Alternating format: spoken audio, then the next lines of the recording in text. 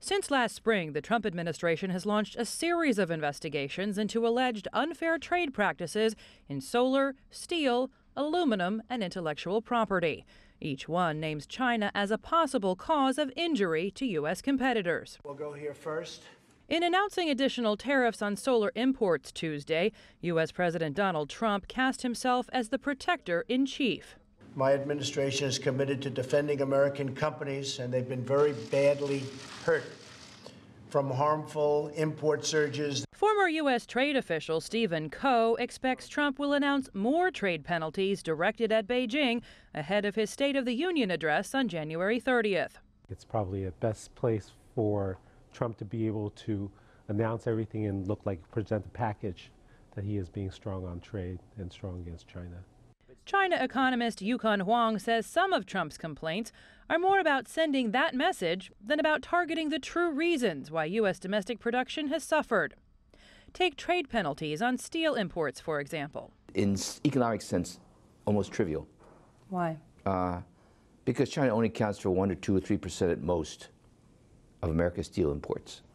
The bulk of it is coming from Canada, Europe, India, other countries. But sending that message comes at a cost. In the case of this week's solar and washer tariffs, China promised to resolutely defend its interests.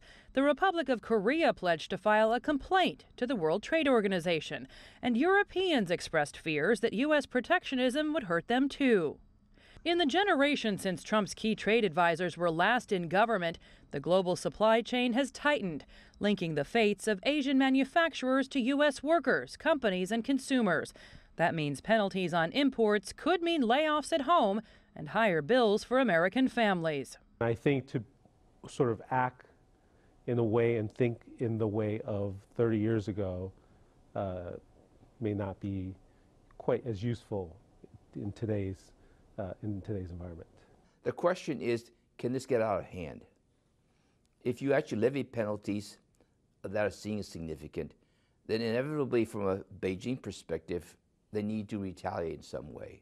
American and Chinese officials are so far publicly committed to avoiding a trade war, but tensions could escalate. Earlier this week in Davos, the U.S. Commerce Secretary said the U.S. intends to fend off what it calls Chinese protectionism, especially in the high-tech sector. Jessica Stone, CGTN, Washington.